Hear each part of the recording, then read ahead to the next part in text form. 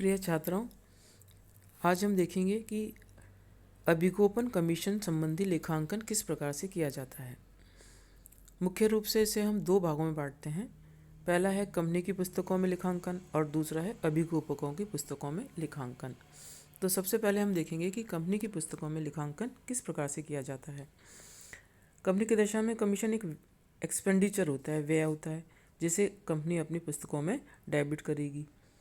ये खर्चा है कंपनी के लिए, कमीशन एक खर्चा है। आप देखते हैं प्रॉफिट एंड लॉस अकाउंट में दिखाया जाता है, तो कंपनी इसको पुस्तकों में डेबिट करती है।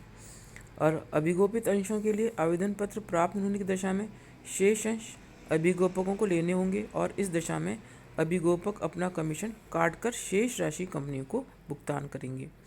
ऐसी दशा में अभिगोपकों को कमीशन उन अंशों पर मिलेगा जिसके लिए उन्होंने अनुबंध किया है और इस प्रकार से कमीशन उन अंशों पर दिया जाएगा जो अभिगोपकों ने स्वयं खरीदे हैं।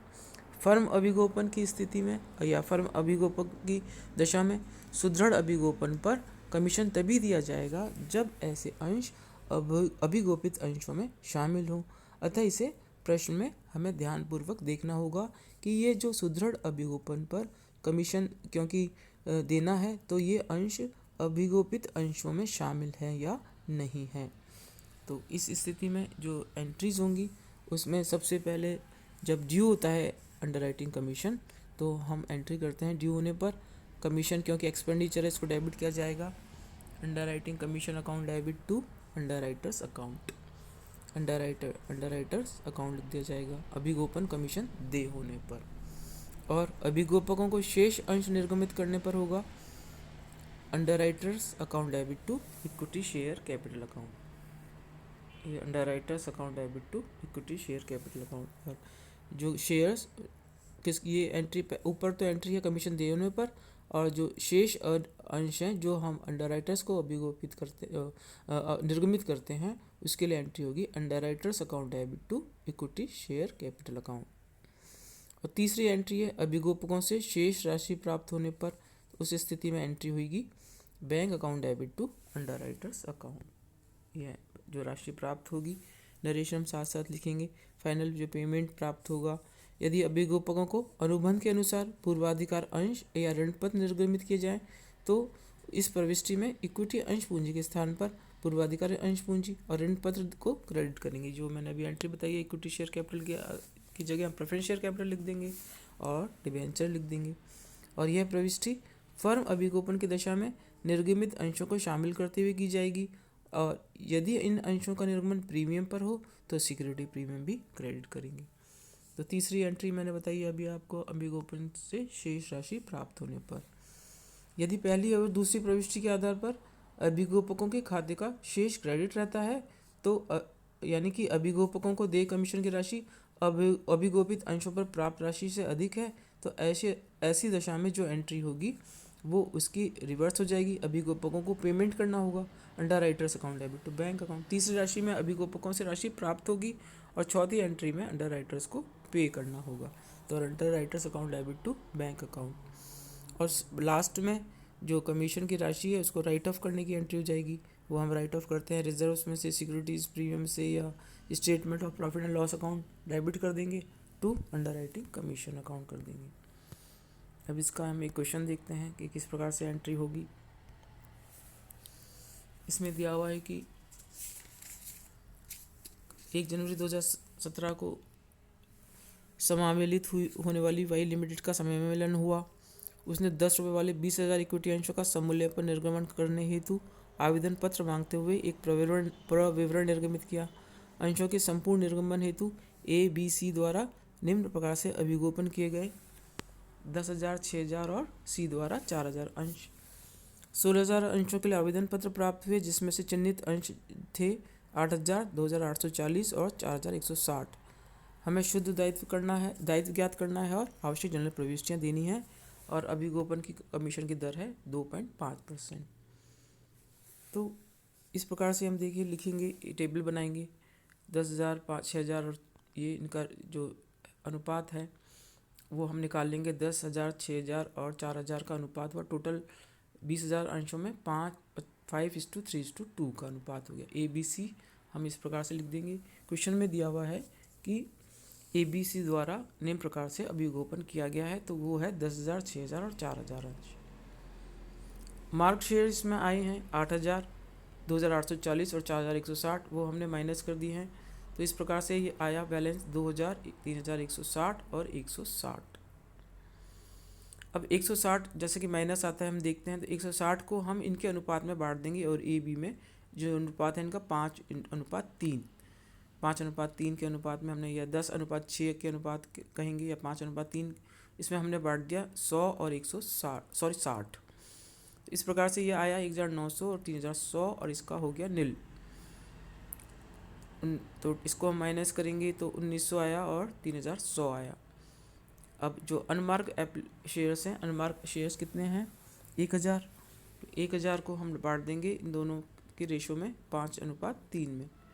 तो ये क्योंकि उनका इसका पहले ही नील हो चुका है, तो ये 625 और 375 आया। 1,000 को हमने 5:3 में बांटा, तो ये 100 ये यहाँ पे बांट दिया है, तो ये हो गया 1,000। और इसको फिर हमने माइनस किया तो नेट लायबिलिटी आई 1,275, 2,725 और ये 4,000। टोटल इसका नील हो गया। तो ये जो नेट लायबिलिटी आई है ये है 1,275 और 2,725। इस प्रकार से हम निकालेंगे। अब हम कमीशन की गणना करेंगे। तो ग्रॉस लायबिलिटी इनकी कितनी थी? 10,000, 6,000 और 4,000 क्वेश्चन में दिया है। और इनकी जो फेस वैल्यू है, फेस वैल्यू पे नंबर ऑफ शेयर्स पे की जो वैल्यू है उस पर कमीशन दिया जाता है 10 रुपये। 1,60,000 और 40,000 10 से मल्टीप्लाई कर दिया है और इसको हमने 2.5% से मल्टीप्लाई कर दिया है। तो ये लायबिलिटी आई 2,500, 1,500 और 1,000। तो इस प्रकार से ये लायबिलिटी निकालेंगे। ये हमारी टेबल बनाई थी हमने जिसमें 10,000, 6,000, 4,000 हैं।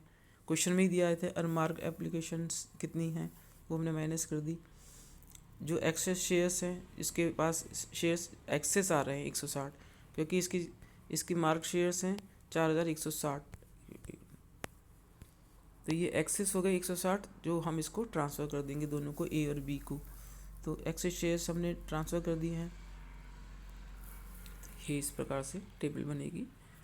अब जो एंट्री होगी इसमें सबसे पहले तो हम इक्विटी शेयर इशू करने की एंट्री करेंगे। तो ये एंट्री हो जाएगी एप्लीकेशन 16,000 शेयर्स पे प्राप्त फी, ये 8,000, 2,840 और 4,100। तो ये कुल हो गए। इस पे हम 10 रुपये के हिसाब से इसको मल्टीप्लाई किया 1,60,000। The bank account debit to application money received on 16,000 shares. इसकी 1,60,000। अब इसको हमने ट्रांसफ़र कर दिया इक्विटी शेयर कैपिटल अकाउंट में 1,60,000। तो ये फर्स्ट एंट्री तो आप शुरू से करते आए।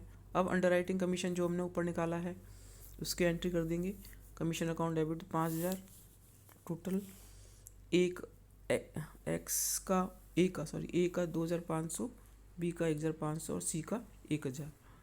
तो ये अंडरराइटिंग कमीशन ABC का 2,500, 1,500 और 1,000।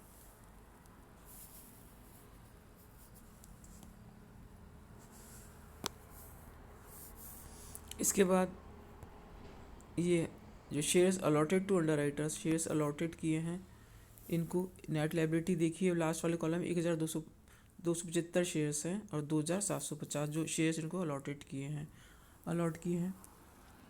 तो ये इनकी एंट्री कर देंगे, क्योंकि ये एज कैपिटल और B's capital, A's account debit to B's account debit जो इनको देने हैं, इक्विटी शेयर कैपिटल हो गई। तो 40,000 शेयर्स ये अलॉट, इनकी नेट लायबिलिटी है हमारी A और B की, तो ये इसको कर दिया है। इसके बाद अब इनसे कितना पैसा प्राप्त होगा?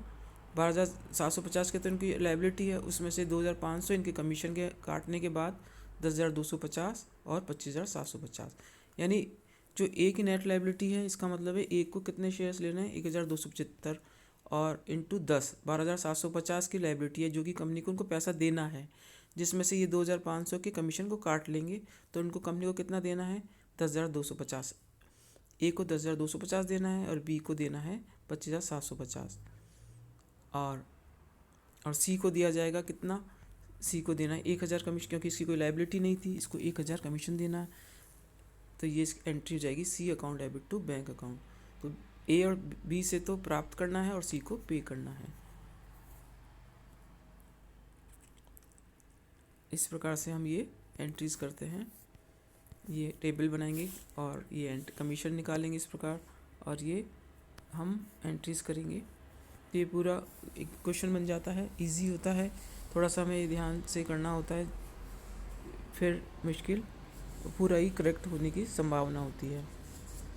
इसमें से आपको कुछ समझ में ना आए कि किस प्रकार से ये टेबल है, तो आप मुझे पर्सनली फ़ोन करके पूछ सकते हैं। Thank you students.